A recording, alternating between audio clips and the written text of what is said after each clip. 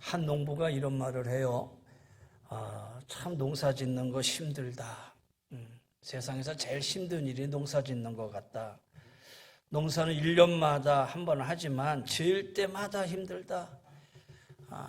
육체적으로 일을 하는 것도 힘들지만은 농사 지면서 비도 와야 되고 눈도 와야 되고 해도 떠야 되고 추울 때 추워야 되고 따뜻할 때 따뜻해야 되고 다시 말해서 하늘의 도움이 절대로 필요하다. 근데 매번 농사 질 때마다 참 힘들다. 근데 여러분, 곡식 농사보다 더 힘든 농사가 있어요. 어떤 농사죠? 그렇죠. 자식 농사 되게 힘드셨나 봐요. 이 곡식 농사보다 자식 농사 더 힘들어요. 곡식 농사는 1년 하지만 자식 농사는 30년 이상 걸려요. 정말 손이 많이 가요. 때로는 잠까지 설쳐가면서 키워야 돼요. 그런데 그렇게 다 힘들게 키워놔도 부모의 은혜 별로 모르는 것 같아요. 해준다고 열심히 해줬는데도 안 해준 거 기억하고 다른 집은 이렇게 하더라 그렇게 얘기하고 불평하고. 여러분, 자식 농사 제일 어려워요. 근데 자식을 키우다 보면 뭔가 잘못되었다라는 것을 깨달았을 때 그때 이미 시간이 많이 지난 경우가 많아요. 그때는 이미 돌이킬 수 없는 시간이 되고 그러고 나서야 깨닫게 되는 것이죠. 우리 인생이 다 그렇습니다만은 특히 자식에 대한 후회가 많은 이유가 여기에 있어요. 그러면 도대체 뭐가 부족해서 그럴까? 이런 생각을 하게 되잖아요. 자, 오늘 하나님 말씀을 한번 생각해 보려고 그래요. 주님이 우리에게 이렇게 말씀하셨어요. 너희와 너희 자녀를 위해서 울라. 어린이 주일을 통해서 우리 자신을 한번 돌아보기를 바랍니다. 나에게 자식을 위한 눈물이 있었는가? 먼저 한번 스스로 질문을 던지고 생각해 보세요. 나에게 자식을 위한 눈물이 있었는가라는 거예요. 자, 오늘 본문은 빌라도 관정에서 사형언도를 받으신 예수님 십자가를 지고 골고다를 향해 가고 있었어요. 사랑하는 제자들은 예수님을 버리고 다 도망갔어요. 십자가를 지신 예수님, 그 십자가가 예수님의 어깨를 짓눌러요.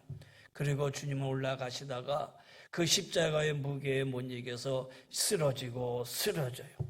그때마다 그 예수님 뒤를 따라갔던 여인들이 있었는데 이 여인들이 가슴을 치면서 슬퍼하면서 우는 여인들이 있었어요. 그러면 이 여인들은 예수님의 뒤를 따라가면서 예수님이 쓰러질 때마다 그렇게 가슴을 치며 슬피 우는 이유가 뭐냐? 그것은 예수님을 사랑하기 때문이지요. 여러분, 마음이 아파서 가슴을 치면서 운다? 그것은 사랑의 증거다라는 거예요. 정말 사랑하면 눈물 나잖아요. 요한복음 11장 보세요. 마르다와 마리아야 오라버니 나사로가 죽었을 때에 예수님이 그 죽음을 보고 눈물을 흘리시더라 그랬어요. 눈물을 흘리시더라 그랬더니 유대인들이 저가 얼마나 사랑하였으면 저가 정말 나사로를 사랑하였구나 그렇게 인정했다라는 거예요. 여러분, 사랑하기 때문에 우는 거라는 거예요.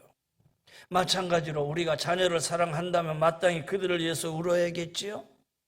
자, 예수님의 뒤를 따라가면서 가슴을 치며 우는 여인들을 향해서 예수님이 오늘 이렇게 말씀하셔요. 28절에 그 예수께서 돌이켜 그들을 향하여 이르시되 예루살렘 딸들아 나를 위해 울지 말고 너희와 너희 자녀를 위해서 울라. 여러분, 이 말씀은요 이중적인 예언의 말씀이에요. 첫째는 이제 곧 닥쳐올 예루살렘 멸망에 대한 말씀이기도 해요. 또 앞으로 여러분과 저, 다시 말해서 우리 모두가 살아야 할 종말의 때를 가리키는 말씀이기도 해요. 그렇다면 첫 번째, 곧 닥쳐올 예루살렘의 멸망을 바라보면서 말씀하셨다. 이 말은 이제 후 AD 70년에 로마의 티투스 장군이 예루살렘을 쳐들어옵니다. 그래서 예루살렘의 성전을 다 무너뜨려서 돌 위에 돌 하나도 남지 않게 파괴합니다. 이때 로마 군인들이 아이들을 땅에 던져 죽이고 여인들을 겁탈하고 남자들을 무참하게 살육합니다. 이 일로 인해서 유대인들은 자신들이 살아야 할 그 땅을 잃어버리고 떠나야만 했습니다. 그때부터 유대인들은 전 세계에 흩어져 디아스포라로 살게 되지요. 이런 환란의 때를 맞이하게 될 예루살렘의 자녀들을 위해서 울라라는 거예요. 나를 위해서 울지 말라. 조금 있으면 이런 환란이 올 텐데 그때를 살아야 할 그 자녀들, 너희 자녀들을 위해서 울라, 이렇게 말씀하신 거예요. 또 하나는 동시에 그때나 이 지금이나 우리는 말세 종말의 때를 살아가고 있잖아요. 정말 마지막 이 때를 살아가고 있는 모든 성도들에게 주시는 말씀이기도 해요. 그날에는 아이벤 자들과 젖먹이는 자들에게 화가 있으리라. 너희가 도망하는 일이 겨울이나 안식일이 되지 않도록 기도해라. 이는 그때에 큰 환란이 있겠음이라. 창세로부터 지금까지 이런 환란이 없었고 후에도 없으리라. 예수님은 지금 안타까운 심정으로 이 마지막 때를 살아내야 할 여러분과 저 우리 모두를, 그리고 우리 자녀들을 위해서 울라라고 말씀하고 계시는 거예요. 여러분, 이 시대에 정말 눈물이 필요한 시대입니다. 이 시대를 살아가는 자녀들, 부모의 간절한 눈물의 기도가 필요할 때다라는 거예요. 자, 그러면 오늘 우리가 울어야 되는데 무엇을 위해서 울어야 되느냐? 이미 여러분에게 답을 드렸지만 좀 나누어서 한번 살펴보지요. 우리가 울어야 될 것 중에 하나가 뭐냐? 우리 자녀들이 살아가야 할 이 세상을 위해서 우리 울어야 되지 않겠습니까? 그것도 이 세상의 악함을 놓고 우리는 울어야 된다라는 거예요. 우리 자녀가 살아가야 할 이 세상의 악함으로 우리는 울어야 된다는 얘기죠.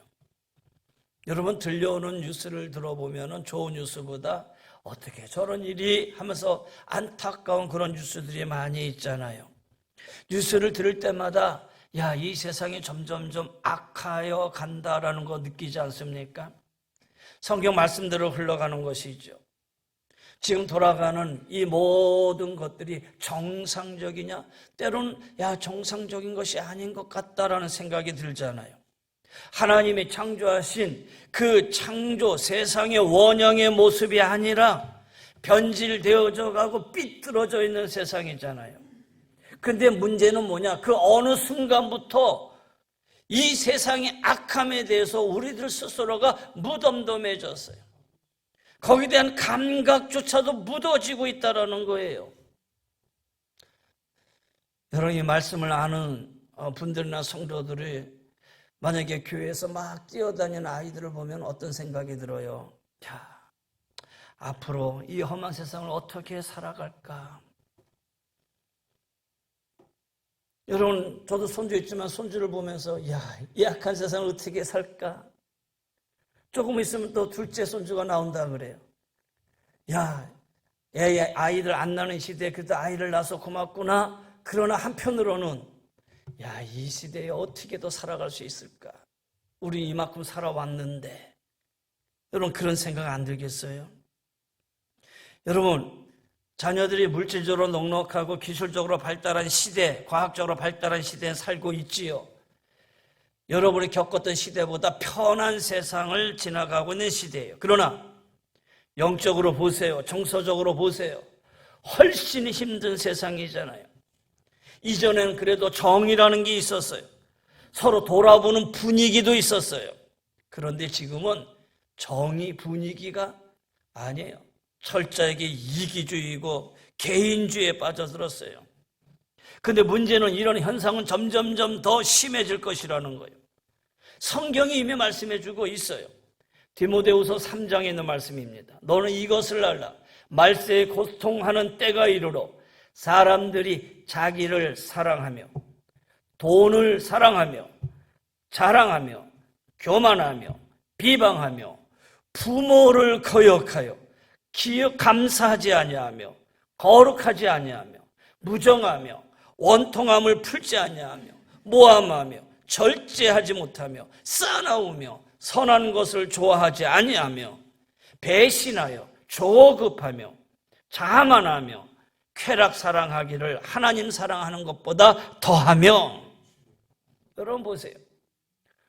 오늘 우리가 살아가는 이 시대에 이 말씀들이 더 마음에 와서 닿지 않느냐라는 거예요. 이 세상 속에서 가정마저 깨어지는 모습을 현재 우리가 보고 있어요.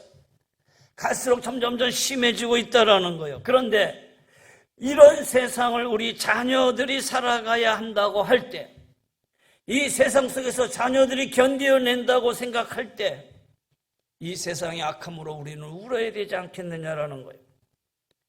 이미 이 세상은 동성애를 당연시 여기고 하나님의 창조 원리를 역행되어지는 세상이 되어가고 있고요. 이미 낙태와 안락사를 아무렇게도 여기지 않는 세상이 되어버리고 말았고요. 세상이 악할수록 악해져 가고 있다는 사실, 여러분 직접 보고 있지 않느냐라는 거예요. 그럼 여러분 이런 세상을 보면서 어떤 생각이 듭니까? 아무 생각 없이 그냥 사십니까? 여러분, 이런 세상에 대해서 우리가 이러쿵 저러쿵 판단하고 따질 때가 아니에요. 이런 세상을 보면서 우리는 안타까워할 때잖아요. 울 줄 알아야 되잖아요. 그래서 기독교 사상가 프란시스 셰퍼가 이런 말을 합니다. 그리스도인들은 이 세상의 심판자가 아니라 먼저 세상을 위해 우는 사람이 되어야 된다. 이 세상을 향한 심판자가 아니라 세상을 위해서 먼저 우는 자가, 우는 사람이 되어야 된다라는 거예요. 여러분, 우리 교회가 하요 중보 기도회, 금요 기도회 하잖아요. 여러분 나오셔야지요. 하요 기도회, 금요 기도, 하요 중보, 금요 기도회 정말 중요한 자리예요. 왜? 그 자리가 어떤 자리냐? 다른 어떤 것보다도 여기 앉아서 이 세상을 향해 탄식하는 자리가 되어야 되잖아요. 우리의 기도는 단순해요. 하나님, 우리를 불쌍히 여겨주세요. 하나님, 우리를 긍휼히 여겨주세요. 그러면서 이 세상을 위해서 함께 우는 장소가 되어야 되잖아요. 하나님께서는 지금 이 땅을 위해 탄식하며 기도하는 자를 찾고 계셔요. 사랑하는 성도 여러분, 여러분의 자리가 이 세상을 향해 기도하는 자리가 되시기를 바랍니다. 이 세상을 향해서 울며 가슴 칠 수 있는 자리가 되시기를 바랍니다. 왜냐? 우리 자녀들이 살아가야 할 세상이기 때문이에요. 이 세상의 악함으로 인해서 우리는 기도하셔야 돼요. 두 번째는 주님이 말씀하신 대로 자녀를 위해서 울자라는 거예요. 여러분, 우리 자녀들이 앞으로 이렇게 악한 세상 속에서 살아가야 되는데 동시에 그들 자신 속에 깊이 뿌리 박혀 있는 이 죄성과도 싸워야 된다는 거예요. 자녀들이 안과 밖으로 치열한 싸움을 싸워야 돼요. 그들이 한 인격체로, 한 신앙으로 성장해야 되는데, 한 신앙의 인격체로 성장하기 위해서는 사실 그렇게 힘들고 아픈 영혼, 신앙의 성장통을 겪지 않으면은 바르게 쓰지 못하는 시대에 살고 있다는 거예요. 여러분, 번데기 있잖아요. 번데기가 애벌레가 아름다운 나비가 되기 위해서는 반드시 거쳐야 되는 과정이잖아요. 번데기로 있다가 때가 되면 꼬치를 뚫고 나와요. 나비가 꼬치를 뚫고 나오는데 그 과정이 매우 힘들지요. 날개를 펴서 막 퍼덕이면서 나오려고 하는데 잘 나오지를 않아요. 그때 만약에 도와준다고 꼬치에 칼집을 딱 내어서 빼어주고 나면은 그 나비가 네 날개에 힘을 잃어버려요. 그래서 날지 못하고 결국 거꾸로 바닥에 엎어져서 죽게 된다라는 거예요. 나비가 나비 되기 위해서는 바로 이 신앙의 이 성장의 과정, 고통의 과정을 반드시 겪어야 되지요. 자식이 겪는 성장통도 마찬가지예요. 여러분 생각해 보세요. 여러분이 도와준다고 한들 얼마나 도와주겠어요? 도와주는데 한계가 있잖아요. 그럼에도 불구하고 자녀들 옆에서 도와줄 수 있는 것이 있는데 그것이 바로 공감의 눈물이에요. 자녀들 옆에서 자녀들을 함께 울어주는 거예요. 여러분, 가장 아프고 힘든 사람들에게 줄 수 있는 것은 다른 게 아니라 옆에서 함께 들어주고 공감해 주는 거잖아요. 내가 힘들다는 것을 누가 알아줄 때 그 사람이 고마운 것이잖아요. 근데 보면은 저도 그렇지만 자녀들이 와서 힘들어요, 아빠 힘들어요 이렇게 얘기하면, 야, 세상에 안 힘든 게 어디 있느냐, 세상 다 힘든 거지. 나 때는 너보다 훨씬 힘들었어. 아빠 때는 야, 지금 너희가 겪는 거 그거 힘든 것도 아니야, 이렇게 말하잖아요. 그러면 자녀들이 어떻게 반응하겠어요? 아, 그러네요, 아빠 때는 힘든 시대를 지냈죠, 맞아요, 저희들이 지내는 건 아무것도 아니에요, 이렇게 동의할 것 같습니까? 절대 동의하지 않아요. 그때부터 아이들하고 소통을 잃어버려요. 소통을 잃어버리고 두 번 다시 얘기하지를 않아요. 아빠 힘들어요 라고 얘기하면, 엄마 힘들어요 그러면 얘기하면, 제가 보기에는 그 하나도 안 힘든 것 같은데, 그럼에도 불구하고 야, 얼마나 힘드냐, 그래 너 많이 힘들지, 이게 공감의 말이죠. 공감이 이루어지요. 여러분, 자녀들이 좋은 거 먹고 그 다음에 좋은 옷 입고 풍요롭고 그게 다가 아니잖아요. 어떻게 보면 참 불쌍하기도 해요. 불쌍하기도 해요.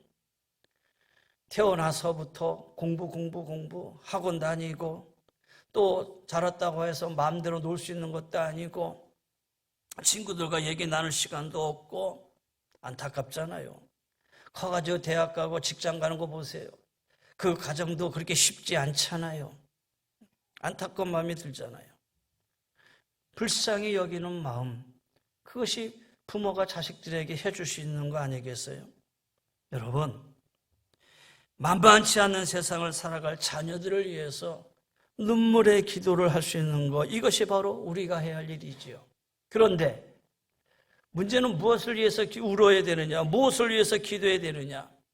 좋은 대학 가는 것, 좋은 직장 가는 것, 여러분, 그런 것도 중요하지만 정말 중요한 것, 내 자녀의 신앙을 위해서 내가 정말 얼마나 간절히 눈물 흘리며 기도했느냐라는 거예요. 자녀의 신앙을 위해서 눈물 흘리며 기도해 본 적이 있느냐라는 거예요.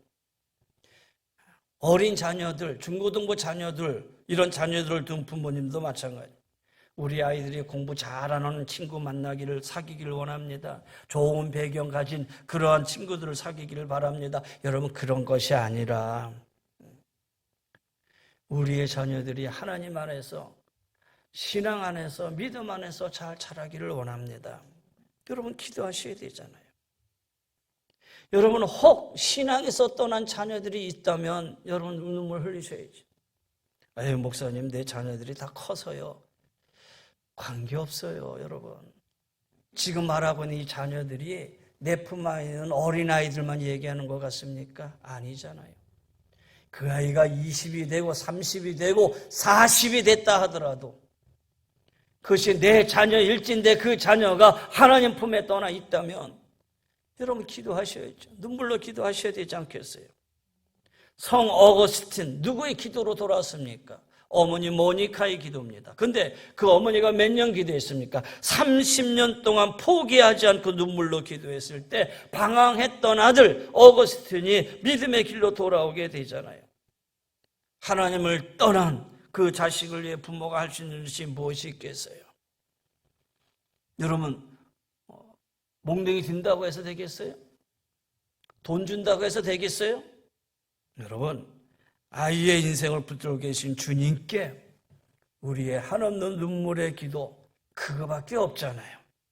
끝까지 포기하지 않고 그 아이를 위해서 눈물 흘릴 수 있다면, 죄송하지만 많은 유산, 오히려 자식을 망칠 수 있어요. 내가 열심히 벌어서 자식에게 많은 걸 남겨줘야지. 열심히 하세요.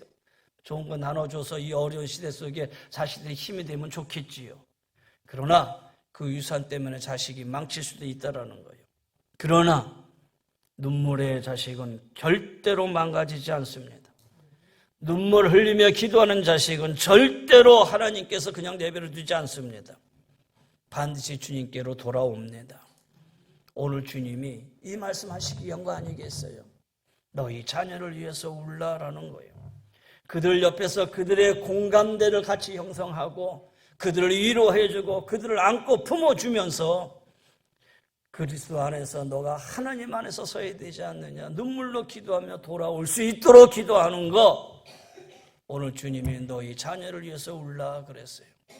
여러분 눈물 흘리시기를 바랍니다. 마지막으로 너희를 위해서 울라 그랬어요.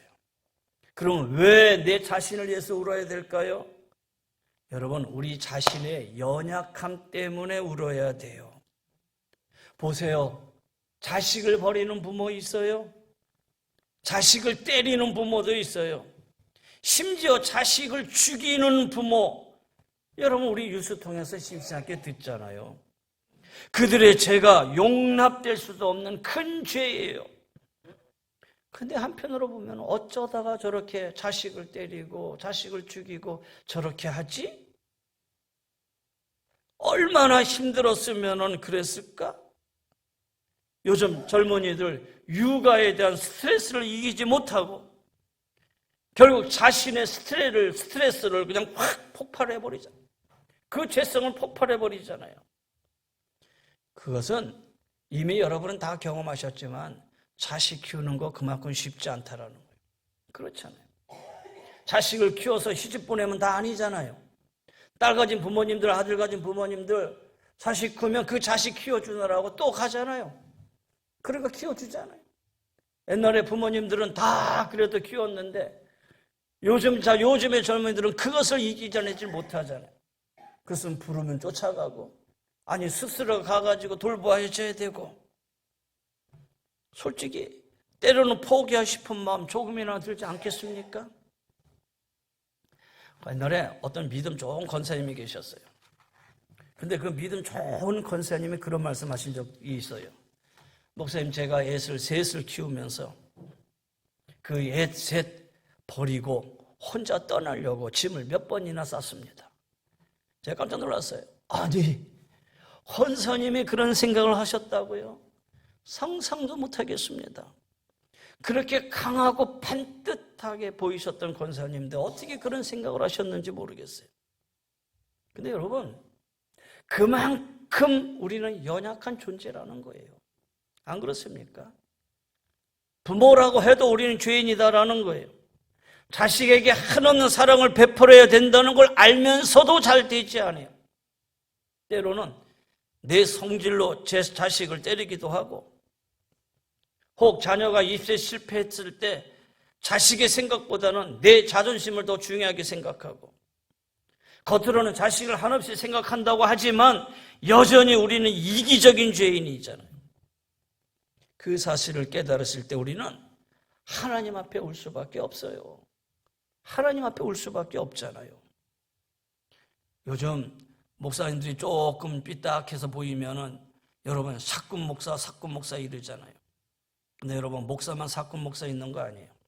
부모도 사꾼 부모가 있다라는 거예요. 여러분도 사꾼 부모가 될 수 있다라는 거예요. 그냥 자식을 낳고 인형 키우듯이 잘 먹이고 잘 입히고 잘 가르치는 게 전부가 아니라는 거예요. 그렇다면 그것은 사꾼 부모지요. 우리 자녀는 하나님의 형상을 닮은 영적 존재예요. 그들의 마음과 정서를 헤아리고 영적인 상태를 돌아봐야 돼요. 물론 여기 부모님 세대들은요, 사실 이런 사랑을 받아보지 못하고 살았기 때문에 서투를 수도 있어요. 그러나 여러분, 늦지 않았어요. 아이들이 컸다고 해서 늦었다고 생각하지 마세요. 그 아이가 20대, 30대 아니 장가하고 시집 갔다고 해서 늦었다, 이제 그들이 알아서 해야지, 아니라는 거예요. 지금이라도 아이들을 영적으로 돌아보셔야 돼요. 그래서 부모는 하나님께 내 자신을 위해서 눈물로 기도해야 돼요. 자녀들에게 베풀 넉넉한 사랑과 지혜를 달라고 기도하셔야 돼요. 내게 없는 그 하나님의 사랑을 달라고 기도하셔야 돼요. 그래서 내 자신을 위해서 눈물 흘려야 된다는 거예요. 이렇게까지 해서 자녀들 앞에 잘 키우고 잘 성장시켜 놓으면은 그들이 자라서는 다 자기들이 잘나서 자기 스스로 다 잘 컸다고 생각하잖아요.